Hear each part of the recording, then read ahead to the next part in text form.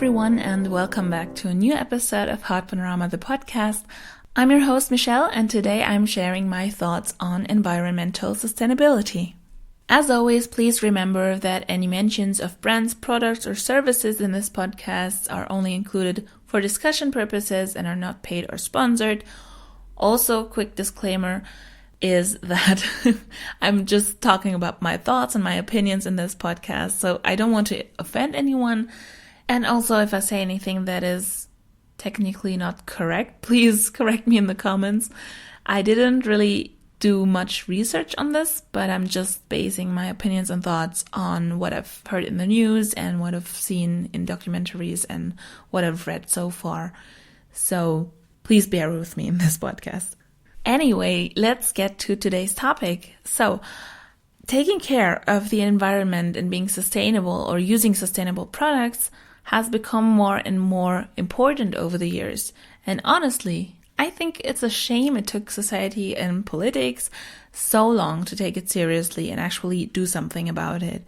And I feel like this year, taking care of the nature and taking care of the environment and living sustainably, I think that it feels like this year politics and society have brought up this topic way more often than in the past 20 years or so. And I'm kind of surprised because you know that nature's changing or there's the global warming and so on. And you've known about this for decades and no one has actually done much about it until now. And now suddenly everyone wants to do something about it because now we realize, oh, we don't have much time left. And I really think people could have thought of this way earlier than now.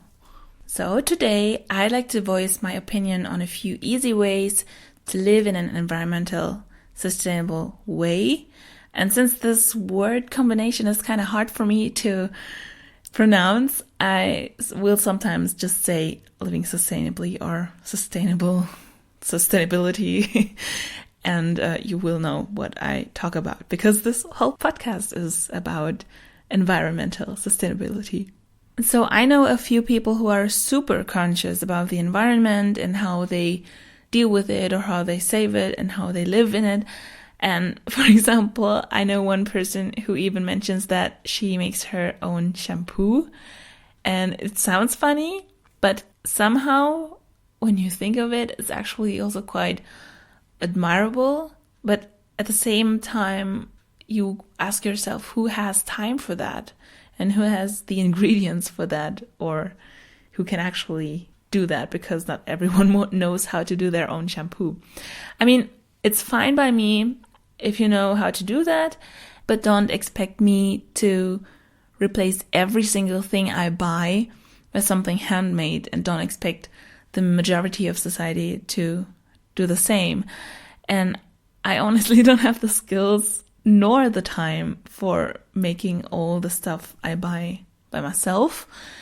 And I think, as I've already touched the topic of what products to use, let me just continue with that. So what I think is that companies should be more aware of what they can do for the environment. And some of them have already started doing that.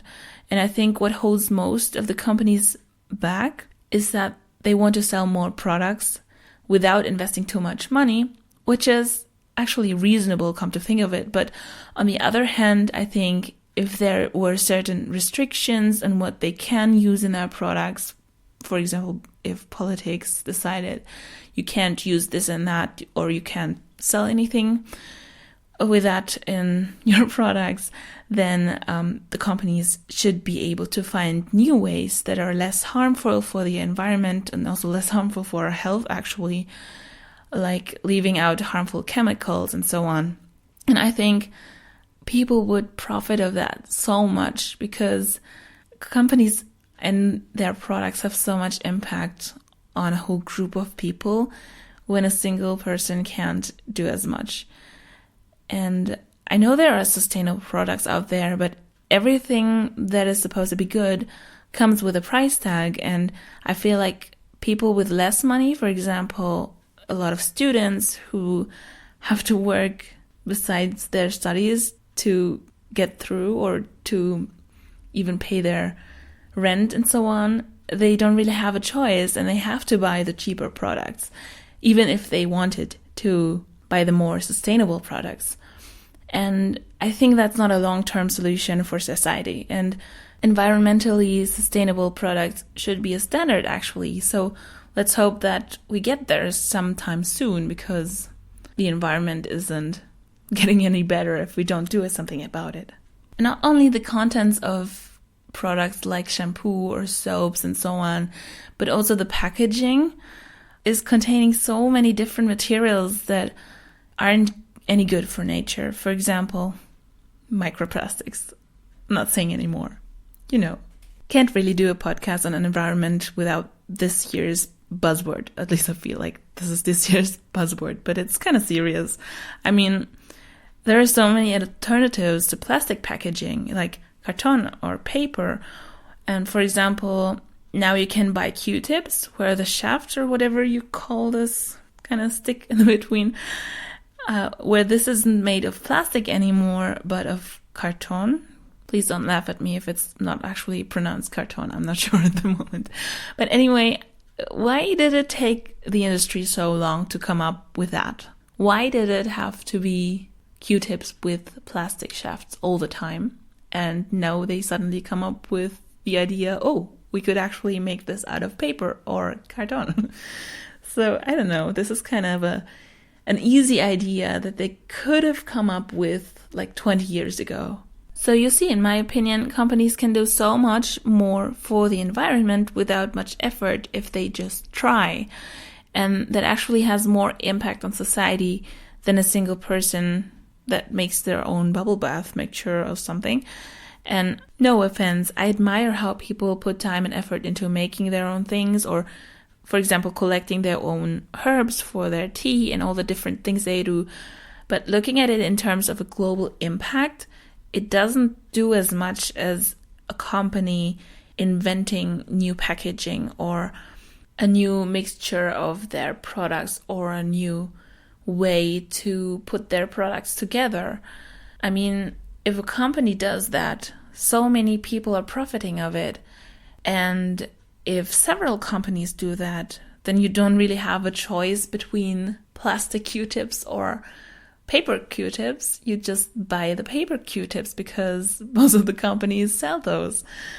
So you see, I think companies and also politics can have so much impact on how we go about saving the environment. And if not like 80% of the population do their own shampoo, then I don't think that's really gonna help anyone. At least if you want to see quick results in that. And if you're making your own shampoo or your own tea collection or anything, then please don't hate me, but I'm just looking at this at a global perspective. Like, I want to weigh out different opportunities that people can do or different things that people can do to make a change. And I think in this regard, bigger groups can actually do more about it. I hope you understand what I mean here. Anyways, after ranting a bit about the corporate world, I wanted to talk about easy ways to live environmentally sustainable. So I just want to list a few quick tips on the top of my head that really every single one of us should do more. What I think of every day is that we should use more public transportation, even if it is annoying at times, but we should use that instead of taking the car all the time, especially if we're traveling alone. I do use the car a few times a week, but most days I go to work and into town by bus or by tram. And that's not only less pollution of the environment, but also less expensive when you consider your expenses for gas, etc. And you also don't have to look for parking lots either, which saves you a lot of time. And it's even better if you rode the bike, but to be honest, sometimes it's just not convenient because when you have to transport something bigger, or if it takes you 1 hour or more to get to places by bike, then it's probably more convenient to take the bus. Related to this point is also that you should control your online shopping, because if you buy too many things that you know you'll just send back, then every time you order something and send something back, a truck or a van or a plane has to transport your package from A to B. And when it comes to buying clothes, me personally, I still prefer to buy them in local stores so I can try them on before and I don't have to deal with the whole returning of packages I don't like. And I think people often don't think about it when they buy something online because there the product shows up on your door and you don't have to go anywhere. But actually the products have to be brought there somehow, and we keep forgetting that we can also have an impact there, because the less we order or send back, the less a truck has to transport things and the less that pollution goes into the air. I know this is kind of a weird train of thought, but I thought I'd throw that in. Also, as most of us know, is that we should save more energy and water. If you're, for example, not in a room for a longer time, think of turning off the lights. And if you're washing dishes or if you're showering, don't keep the tap running all the time, because that's a lot of water that goes to waste if you're like putting soap onto your plates and so on, and you don't even need the water that is running out of the tap. So try to think of it when you're washing dishes. Also, don't keep the heater on if the windows are open in winter, for example, and that is really wasting so much energy. Also, don't unnecessarily turn up the heater when you can just wear a sweater or hide under a blanket to stay warm.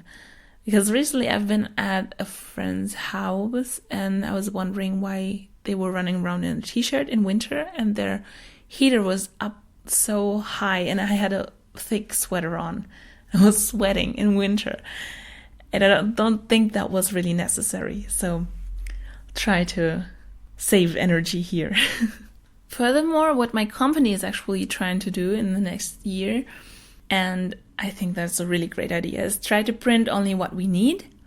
Because nowadays, digital files on our devices are actually enough to get through, and you don't need to print everything out, because maybe you will print something out, bring it to a meeting, and then throw away the papers. So think of what you really need to be printed out.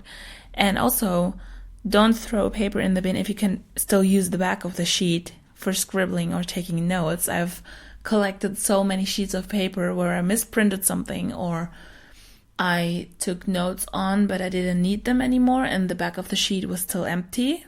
So I collect them on a pile and it has gotten so big and I realized, oh my god, I have printed too much out. Also, separate the garbage whenever you can. I know it's kind of tricky sometimes because sometimes you have packages with mixed materials and you can't decide in which bin you will throw it. And also it's quite difficult if you live with people who don't really follow that rule of separating garbage. It's really hard sometimes because you tell them to separate it all the time and they don't. So try to do that whenever you can. And I think these are just a few things that were on the top of my head. And I'm not saying I'm perfect. I'm not always succeeding in following these rules, but I'm still trying to remember them in everyday life. And I think most of you probably know these tips already, but I thought I'd just mention them, and I at least hope so. I at least hope that you follow any of these tips or most of these tips anyway. But if I forgot any obvious tip, please comment below and we'll see if we can get a kind of a guide together. And if there are much more tips than I mentioned, then I might actually do a follow-up on this podcast episode. So please share your easy tips on environmental sustainability, and what do you think makes it hard for us as individuals to live a sustainable life? And let me know in the comments what you think should be adjusted in society or in politics or in companies, so we can all work together in making our life more environmentally sustainable. I'd like to hear your thoughts. I feel like I've rambled so much in this episode, but thank you anyway for listening. If you enjoyed this podcast, or if you agree, or also if you disagree, but think my opinion or my thoughts were still kind of logical, please leave a comment. Also, please give it a like and subscribe for further podcasts. Activate the notification bell, especially now that I've kind of started uploading irregularly. So I think the notification bell is kind of helpful now. And for further information, check out the links in the description below. Until next time, believe in yourself and do what you love. Take care. Bye.